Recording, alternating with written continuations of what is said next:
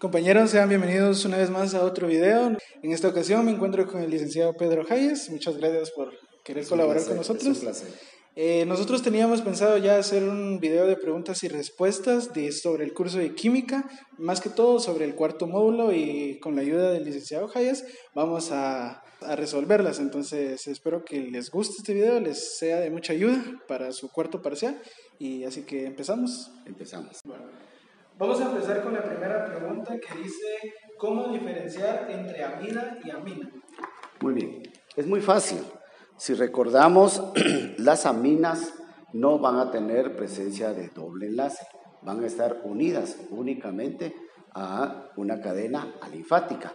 Entonces, si empezamos por las aminas, vamos a tener la presencia del átomo de nitrógeno, el cual va a estar unido a una cadena.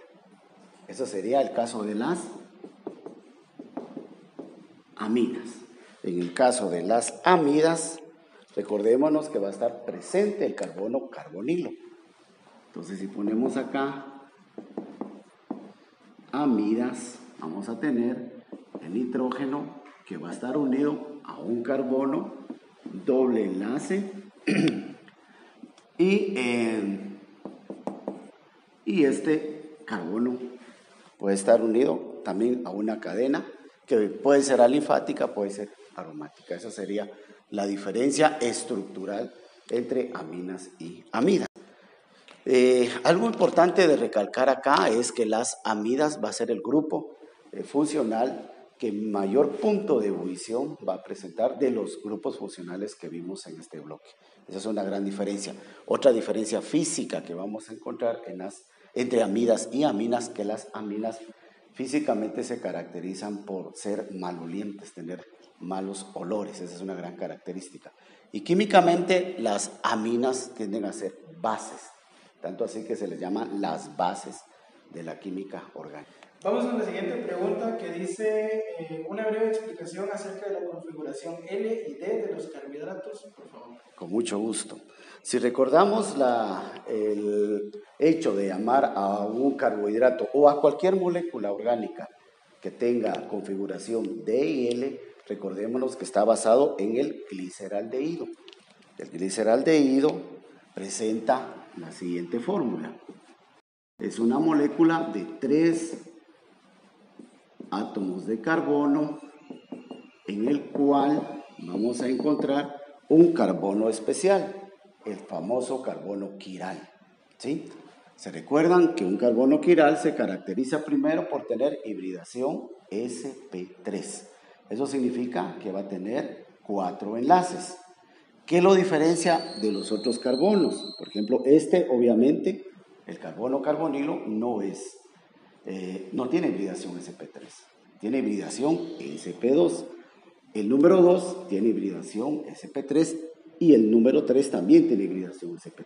Pero la diferencia, este carbono, de hecho, en algunos documentos ustedes los van a encontrar que ese carbono se le pone un asterisco. Eso significa que es un carbono quiral. Bueno, ¿en qué se diferencia el carbono 1 del carbono 2? Que el carbono 1, los 4 sustituyentes son distintos. Si nos damos cuenta, este sustituyente es distinto a este es distinto y los 4 son distintos. Eso hace que este carbono sea un carbono quiral. Mientras que el carbono número 3, si se dan cuenta, tiene 2 sustituyentes iguales, los 2 hidrógenos. Desde ahí entonces ya no es un carbono quiral. Bueno, a la hora de escribir la estructura en esta forma, que son las estructuras de Fischer, nos damos cuenta que buscamos al carbono quiral, en este caso el gliceraldehído, solo uno, el carbono 2. Si lo escribimos del lado derecho, decimos que es estructura D. Pero también pudiera ser que exista otro isómero del gliceraldehído en el cual el OH va a estar del lado izquierdo.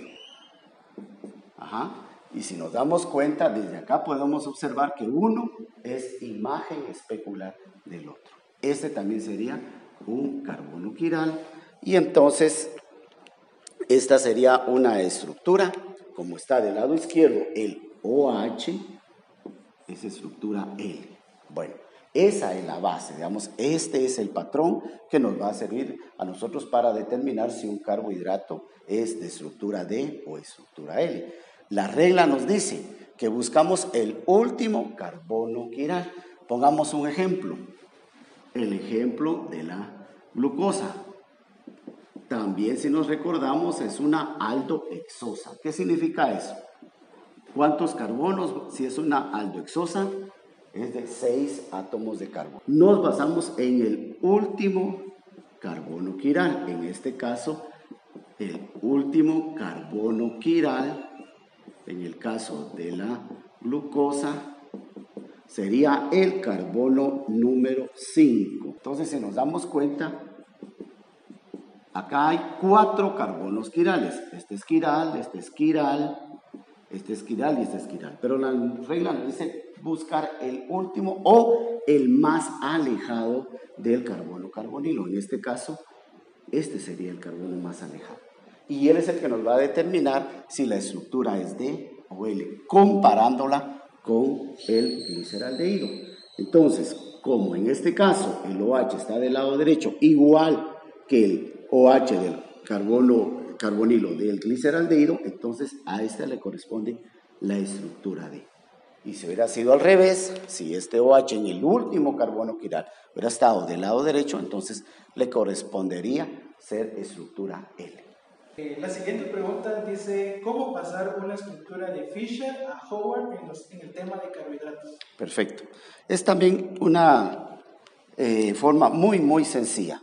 Primero escribimos nuevamente el carbohidrato en forma de la estructura de Fischer. Recordémonos que aquí es el ataque de un OH hacia el carbono carbonilo.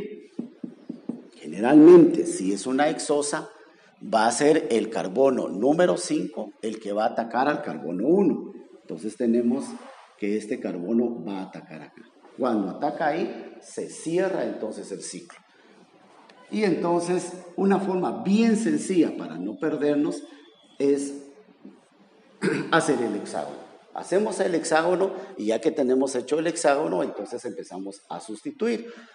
¿Qué sustituiríamos? Primero localizamos al carbono carbonilo que le dio origen y que ahora pasa a ser un carbono anomérico. Recordémonos, el carbono carbonilo pasa ahora a ser carbono anomérico. ¿Qué características tiene ese carbono? En primer lugar, deja de ser carbonilo y pasa a ser un alcohol. Pero no es un alcohol sencillo, es un alcohol que también forma enlace éter. Esa es una de las características principales que presenta esta estructura. Ahora llenemos los OHs. Este OH tendría que ser para arriba, K, OH, H, C, H2, OH. Y de esa forma entonces tenemos cómo pasa de la estructura de Fischer a la estructura de Howard. ¿Sí? Si nos damos cuenta, por el hecho de tener aquí un carbono, carbonilo, que también es otra característica importante que no debemos de perder, que de carbono carbonilo, que no era carbono quiral, ahora pasa a ser carbono quiral. Por la famosa regla de 2n a la 2, por favor que eso nunca se les va a olvidar, 2n, ¿sí? Donde n es la cantidad de átomos quirales, carbonos quirales que estén presentes en la molécula. Si nos basamos solo en este carbono carbonilo, entonces la fórmula nos diría que es 2 a la 1 y eso es igual a 2. Consecuentemente vamos a tener dos isómeros. Si el OH se presenta hacia abajo, decimos que es el isómero alfa.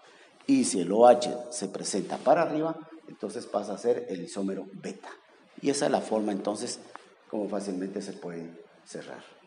Vamos con la siguiente pregunta. De estas preguntas nos dejaron un montón, pero la vamos a recortar a una sola pregunta que dice: ¿cuál es el orden de las familias con respecto a los puntos de ebullición?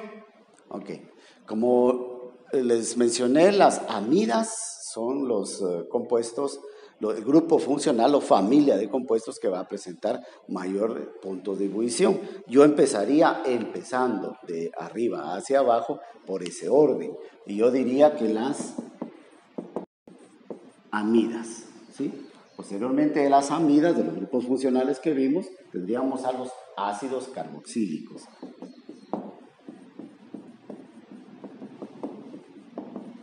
Ácidos carboxílicos. Bueno, siguiendo ahí, después de los ácidos carboxílicos, yo pienso que serían los alcoholes. ¿Sí? Luego de los alcoholes, podríamos empezar por las aminas primarias, luego las secundarias y por último, bueno, las terciarias. Vamos a dejarlas ahí porque creo que antes de las aminas secundarias estarían los ésteres, podrían estar muy cerca de las aminas, ésteres, mayormente de ellos, los aldehídos. Y por último yo escribiría las cetonas. No olvidar la característica de los ácidos carboxílicos que forman dímeros. Eso significa que forman doble puente de hidrógeno. La siguiente pregunta dice, una forma sencilla de identificar los grupos funcionales. Muy bien, es cuando escribimos la estructura general. Digamos, en el caso de las aminas, una forma general sería esta, ¿verdad? El caso de las aminas, recordémonos, se caracterizan por el nitrógeno unido al carbono carbonilo, ¿sí? En el caso de los ácidos carboxílicos, entonces sería R, el carbono carbonilo, ¿sí? Donde recordémonos que R en estos casos puede ser alifático o puede ser aromático. En el caso de los alcoholes, R o H. En el caso de las aminas, si es primaria, pues R, N, H2. Si es secundaria, podríamos tener N unido a R' y a R. En el caso de los ésteres sería R, C2 o R. En el caso de los aldehídos, R, C, doble enlace. Recordemos esto, el carbono carbonilo en los aldehídos siempre va a ser terminal, mientras que en el caso de las cetonas, el carbono carbonilo está inmerso en la cadena. Esa sería una forma muy sencilla de memorizar quién es quién. La siguiente pregunta dice, ¿qué es un acetal y un hemiacetal? Muy bien. Resulta ser que cuando un aldehído cualquiera, escribamos la fórmula de un aldehído cualquiera, reacciona con un mol de un alcohol, escribamos la fórmula general de un alcohol, tenemos que se forma un enlace entre el alcohol y el aldehído. Eso nos genera esta estructura, R, C, aquí se pierde, O, H, H, O, R. ¿Sí? Notemos que la cadena que forma el correspondiente éter resultante es la del alcohol, mientras que la cadena del aldehído sigue intacta. Esto sería un hemiacetal. Eso sería un hemiacetal. Pero este mismo hemiacetal puede reaccionar con otra molécula de alcohol. Entonces escribimos acá el hemiacetal que acabamos de formar y nos va a reaccionar con otra molécula de alcohol. Y entonces, ¿qué nos va a generar? Nos va a generar RC, R' o R', y esto sería el acetal. Entonces, la diferencia entre el hemiacetal y el acetal, que es que en el acetal ya reaccionaron 2 moles de alcohol, mientras que en el hemiacetal un solo mol de alcohol reaccionó. La siguiente pregunta que los compañeros nos han dejado es, ¿qué es la mutorrotación? Ok. Como habíamos explicado en una grabación anterior, la estructura de Howard, que es esta forma de escribir este carbohidrato, es una estructura que procede de una reacción reversible. ¿Qué significa esto? Significa que esta estructura no es estática. Esta estructura puede volver a regenerar a la estructura de Fischer. Eso significa que en un momento puede darnos el isómero alfa, pero en otro momento puede darnos el isómero beta, cuando el OH esté para arriba. Como sabemos, este carbono, el carbono anomérico, es un carbono quiral. Eso significa que va a desviar la luz polarizada hacia la izquierda o hacia la derecha. El hecho de que se esté abriendo esta estructura y se esté cerrando y consecuentemente a esa situación en un momento nos dé la estructura alfa y en otro momento la estructura beta y en otro momento nos dé la estructura alfa, eso va a hacer que esté desviando hacia un lado o hacia otro lado la luz polarizada. Pero va a llegar un momento en que se va a equilibrar. Y a esa situación de estarse abriendo y cerrando, consecuentemente dándonos en un momento el isómero alfa y en otro momento el isómero beta, a eso es lo que se le llama mutarrotación. Bueno, compañeros, esto ha sido todo. De verdad esperamos que les haya servido estas preguntas. Muchísimas gracias, licenciado, por su ayuda. No sé si quiere decir algo. Sí, solo encargarles que estudien bastante y que si aún con eso tienen dudas, pueden hacerlas llegar acá o pueden hacerlas directamente a mi correo, que es pedrojayes@gmail.com. Muchas gracias, compañeros. Nos miramos en una próxima. Mucha suerte, mucha suerte.